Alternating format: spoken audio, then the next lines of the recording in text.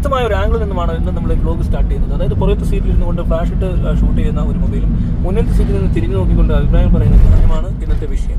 അല്ല, ഇന്നത്തെ വിഷയം അതല്ല. ഇന്നത്തെ വിഷയം ഞാൻ കഴിഞ്ഞ ദിവസം ഈ മറ്റേ യേശു പണ്ടങ്ങാണ്ട് ഏതോ കല്യാണ പാർട്ടിക്ക് പോയപ്പോൾ, ബാച്ചിലേഴ്സ് പാർട്ടി, അപ്പോൾ അവിടെ വീനില്ലാതെ വന്നു. അപ്പോൾ വെള്ളം വീനാക്കിയെന്ന് ഒരു പരിപാടി ഉണ്ട്. അപ്പോൾ അതിനകത്ത് എന്തോ എഴുതി വെച്ചത്, ഒന്നെങ്കിൽ ഇത് പ്ലസിബോ ആയിരിക്കും ആൾക്കാർക്ക്, അതും അല്ലെങ്കിൽ എന്തോ ഒരു കാര്യം കൂടെ പറഞ്ഞാൽ ഞാൻ മറന്നുപോയി.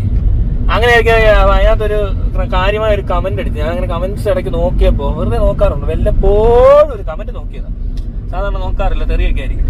പിന്നീട് എഴുതി വെച്ചേക്കുക, ദൈവത്തിനാൽ അസാധ്യമായി ഒന്നുമില്ല, നിനക്ക് മനസ്സിലാവാത്തതുകൊണ്ടാണ്, നിനക്ക് അതിന്റെ തലങ്ങൾ മനസ്സിലായില്ല. ഞാനൊരു തലവാ, ഇതും ഒരു തലവാ. ഇപ്പോഴത്തെ പാസ്റ്റർമാരെ കാണിക്കുമ്പോൾ പ്ലസിബോ കണ്ടിട്ടില്ലേ, ഇതൊന്ന് അടിച്ചു വരുത്തോലെ തോന്നും അവർക്ക്. ആളവിടെ നിന്ന് വെള്ളം കൊടുത്താൽ പോലും കിക്കാണെന്നുള്ള തോന്നലുള്ള ആൾക്കാരൊക്കെ ഉണ്ട് ഇവിടെ. എക്സ്പീരിയൻസ് ഉണ്ട്. അല്ലെങ്കിൽ തന്നെ ഒരു വീഡിയോ ഉണ്ടായിരുന്നു, ഒരുത്തൻ എന്താ പെപ്സി ഒഴിച്ചു കൊടുക്കും, കള്ളാന്ന് പറഞ്ഞ് കുടിച്ചിട്ട് പിന്നെ അങ്ങനെയുള്ളവരുണ്ട്. അങ്ങനെയുള്ള സാധനമൊക്കെ ഈ വർക്ക് ആവുന്നത് മനസ്സിലായി. അങ്ങനെയുള്ളവർക്ക് കിക്ക് തോന്നി കാണാം, അവര് പറഞ്ഞു കാണും ചിലപ്പോ. അറിയാതെ പരിപാടി എടുത്ത് അത് കാണിച്ച് പറ്റിച്ച ഞാൻ ചെയ്തിട്ടുണ്ടെന്നേ, തമാശ പറയല്ല. ഇവിടെ പലരും കിക്കായിട്ടുണ്ട്, അതിന്റെ അടിപൊളി ഒത്തിരി ആൾക്കാരുണ്ട്. ഏതാ അടിപൊളി ഒരു വീഡിയോ, ഒരു കോമഡി സ്കിറ്റ് ഇറക്കിയിട്ടുണ്ട് ഇതിന്റെ. എന്താ മന്ദാകിനിയോ അങ്ങനെയാണ് പറഞ്ഞിട്ട് എന്തൊരു അടിപൊളി സാധനം. സ്കിറ്റായിട്ടല്ലോ റിയൽ ലൈഫിൽ അങ്ങനെ കിക്കാവുന്ന ആൾക്കാർക്ക് അടിച്ചിട്ട് ഭയങ്കരമാന്ന് പറഞ്ഞോളേ. ഇതെന്തോ ഉണ്ടെന്നൊക്കെ ഇതിനകത്ത് ഒരു മന്ദാരപ്പിടുത്തം. എവിടേക്കോ ചെയ്തിട്ടുണ്ടോ ഇത്? വേറെ ആൾക്കാർ, എന്റെ കൂട്ടുകാർ ചെയ്ത സാധനങ്ങൾ ഭയങ്കര ഹിറ്റായിട്ടുണ്ട്. അവര് ഹോസ്റ്റലിലൊക്കെ കളിപ്പിച്ച സാധനമുണ്ട്, ഞാൻ മറന്നുപോയി. പിന്നെ ആൾക്കാർ ഞങ്ങൾ ഇങ്ങനെ നൈസായിട്ട് പറ്റിച്ചിട്ടുണ്ട് പലരും. ഇങ്ങനെയൊക്കെ ഇത് ഭയങ്കര സംഭവം, നോക്ക്, ട്രൈ ചെയ്ത് നോക്ക്. അപ്പൊ ശരി കേട്ടോ, ഒരു കിക്കൊക്കെ ഉണ്ട്, എവിടെ ഒന്നുമില്ല. അതെന്തോ ഞാൻ ആലോചിക്കുന്നത് ലേറ്റസ്റ്റ്. അതുകൊണ്ട് അപ്പൊ ഇതിനകത്തുള്ള രസം, ദൈവത്തിനാൽ അസാധ്യമായി ഒന്നുമില്ല. അങ്ങനെ ഉണ്ടെങ്കിൽ ഈ വീന് തീരാൻ പാടില്ല. ദൈവം ഒന്നും അറിയത്തില്ല, വീന് തീർന്ന അടി ഉണ്ടാവും അറിയരുത്, കച്ചറയാവും, DJ പാർട്ടി കുളവും. അപ്പൊ അതുകൊണ്ട് അത് തീർക്കാൻ പാടില്ല ദൈവം. അങ്ങനെ അങ്ങ് വിശ്വസിക്കുവാണെങ്കിൽ കൊല്ലത്താണ് എപ്പ അടിച്ച് ചേർപ്പിച്ചെന്ന് ചോദിച്ചാൽ ദൈവം അടി ഉണ്ടായിരുന്നു. വീന് തീർക്കുന്നോണ്ടോ ദൈവമേ എന്ന് ചോദിച്ചായിരിക്കും അടി കൊണ്ടുന്നത്. അല്ലാതെ അവിടെ യേശുവിന് വെയിറ്റ് ചെയ്യത്തൊന്നുമില്ല. യേശു വന്നാൽ യേശുവിന് കിട്ടും. അപ്പോഴാ ദൈവം എന്നെ പരിപാടി കാണിച്ചത്. അങ്ങനെ ഉണ്ടെങ്കിൽ മറ്റെല്ലാം അറിയാവുന്ന സർവ്വശക്തനായ ദൈവത്തിന് ഇതൊക്കെയാണോ പണി? എവിടെ ഒരു കല്യാണം നടക്കുമ്പോൾ ഊമ്പിയ പരിപാടിയാണോ? തേങ്ങയിൽ വെള്ളം നിറയ്ക്കുന്ന ദൈവം ഇവിടെ വീഞ്ഞ് നിറയ്ക്കാൻ മറന്നുപോയി. അത് നടക്കുന്നല്ലോ, അത് സെറ്റ് ചെയ്താ. അതായത് യേശുവിനെ കൊണ്ട് ഇവിടെ യേശു വരുത്തും. ഇതൊക്കെ ദൈവത്തിനെല്ലാം അറിയാലോ. ദൈവത്തിനാൽ അസാധ്യമായിട്ട് ഒന്നും ഇല്ലല്ലോ. അപ്പൊ ദൈവപുത്രനാണെന്ന് പറഞ്ഞുകൊണ്ട് ദൈവം തന്നെയാണല്ലോ യേശു. യേശു തന്നെയാണല്ലോ ദൈവം. ത്രിലോകത്തിൽ തൃത്വത്തിൽ എന്റെ സാധനമില്ല, തൃക്കടോ ആ സാധനം. അപ്പൊ അതാണ് ഈ വരുന്നത്. അപ്പൊ ഇയാൾക്കും അറിയാം ഇത് വീഞ്ഞ് തീരുമെന്ന്.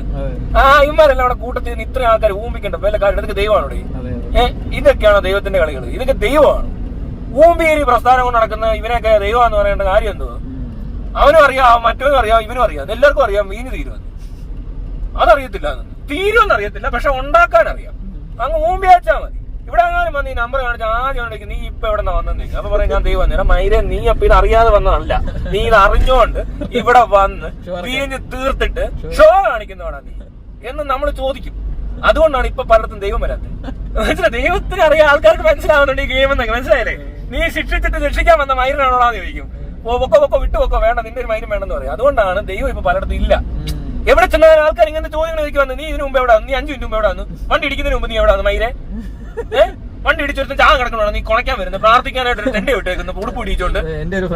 ഒരു ഡോക്ടർ കഷ്ടപ്പെട്ട് പണിയെടുത്തൊരുത്തിന് രക്ഷ ചെയ്യുമ്പോൾ വേറെ കുപ്പായിട്ടുണ്ട് അവിടെ കൊണക്കണമെന്ന് പറയുമെന്ന്.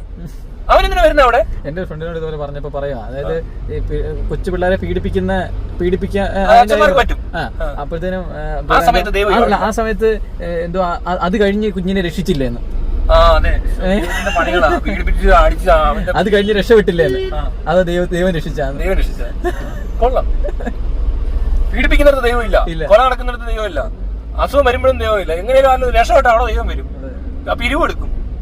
മനസ്സിലായി? ആശുപത്രി ചെലവാക്കുന്നതിനൊക്കെ കൂടുതൽ പൈസ ആവുന്നു. പിന്നെ ഇവനെയൊക്കെ തീറ്റിപ്പോട്ടുണ്ട് ഈ മൈരന്മാർ. ക്രെഡിറ്റ് അടിച്ചു മാറ്റാൻ വേണ്ടി വരും ടീംസ്. കുപ്പായൊക്കെ ഇട്ട് സ്പെഷ്യൽ യൂണിഫോമിലാണ് വരുന്നത് ഇവന്മാർ. എല്ലാ ടീമിനും യൂണിഫോം ഉണ്ട്, ശ്രദ്ധിച്ചിട്ടുണ്ട്. അത് അച്ഛന്മാരാണ് ലോഹ, മുല്ലക്കാണ് തൊപ്പി, അവന്റെ വേറെ ഉണ്ട് ഐറ്റംസ്. സ്വാമിയാണ് പിന്നെ പറയണ്ട പൊടി, ചാരം, ജട, അങ്ങനെ കുറെ മൈരന്മാർ. ഈ മൈരന്മാരൊക്കെ എടുത്ത് തോട്ടിക്കളയുന്നു. ചുമ്മാ കൂടായ്പ ടീംസാ. അവർ ഈ കഥയൊക്കെ പറയുന്നത് കേൾക്കുമ്പോൾ പറഞ്ഞ് തെറ്റിക്കുന്നത്. ഞാനാണ് തീർച്ചയായിട്ടും ചോദിക്കുക, അപ്പൊ എന്തുകൊണ്ടാണ് ഈ വീഞ്ഞ് തീരുന്നത്? യേശു വരുന്നത് അറിഞ്ഞിട്ട് പോലും തീർത്ത് കളഞ്ഞു. അതാണ് കാര്യം. മനസ്സിലായില്ലേ? യേശു തന്നെയാണ്. അതായത് യേശു വീഞ്ഞു കുടിക്കും, പക്ഷേ യോഹന്നാൻ സ്നാപകൻ വീഞ്ഞും കുടിക്കത്തില്ല, വീഞ്ഞു പോലും കുടിക്കത്തില്ലെന്ന്. അത്രയ്ക്ക് ക്ലീൻ ആയിട്ടുള്ള ഒരു മനുഷ്യനാണ്. യേശു എന്താ അത്ര ക്ലീൻ അല്ലേ? യേശു അപ്പൊ യേശുവിനെക്കാളും സൂപ്പർ ആണോ യോഹന്നാൻ സ്നാപകൻ? അന്നെന്നൊക്കെ വെച്ചാൽ ഏറ്റവും ടോപ്പ് മോസ്റ്റ് ടോക്സിക് മറ്റേ ഇതാണ് എന്താ പറയുക, ഇൻടോക്സിക്കേഷൻ ഉണ്ടാക്കുന്ന ഒരു പാനീയമാണ് വീഞ്ഞ്. ഇന്നത്തെ കാലത്ത് അത് ഏകദേശം ഒരു ആസിഡിന് അത് അടിച്ച ആളാണോ ദൈവം? ദൈവം അത് ഉണ്ടാക്കിയവരെ കൊടുത്തു. ഇപ്പോഴാണ് LSD സ്റ്റാമ്പ് ഇട്ട് കൊടുത്തേ പിള്ളേർക്ക്.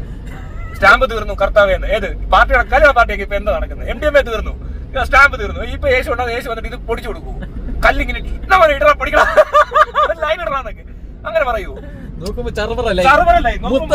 മൊത്തല്ലേ പൊടി പറക്കുന്നു, പൊടി പൂരം.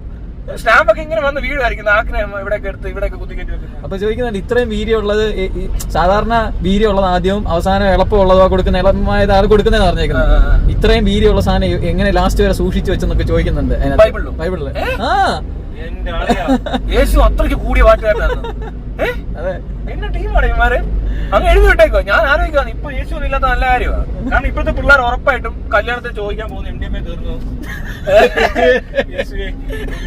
DJ വന്നു, പിള്ളേർ ആളില്ല, യേശു ഇങ്ങനെ നിന്നാ മതി, പാർട്ടി ഓണാക്കണ്ടേ, യേശു ഇങ്ങനെ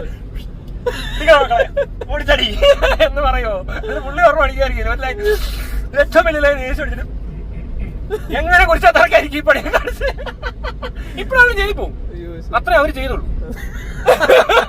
പണി എന്താ വെച്ചാൽ ഇമ്മാര് പണിയാ കയ്യിലിരിക്കുന്നത്. അപ്പൊ പിന്നെ അറസ്റ്റ് ചെയ്യായിരിക്കും പോലീസ്. ഇപ്പൊ വന്നിട്ട് യേശു ആന്ന് പറഞ്ഞാലും ഇത് ചെയ്തു കഴിഞ്ഞാൽ പോലീസ് അറസ്റ്റ് ചെയ്യത്തില്ലേ? എല്ലാം മദ്യം ഉണ്ടാക്കട്ടെ, വീഞ്ഞുണ്ടാക്കി നോക്ക്, എക്സൈസുകാർ പിടിച്ച് അകത്തിടും. അതിന് ഇവിടെ കിടന്നുണ്ട് ഓരോരുത്തന്മാര് അതേപോലെ വീഞ്ഞുണ്ടാക്കി ജയിലിൽ പോയി കിടക്കുന്ന ആചാരങ്ങൾ ഉണ്ടാക്കേണ്ട ആവശ്യമുണ്ടോ? അപ്പൊ അയാളെ ചിലപ്പോ ക്രൂശിച്ചെന്നിരിക്കും, റോഡിൽ പോയിട്ട് തല്ലി ഓടിച്ചെന്നിരിക്കും. കാരണം എന്നാ, ഇതാ പരിപാടി. അന്നേ അവർക്ക് അറിയാവുന്ന ഇത് ശരിയാകത്തില്ല.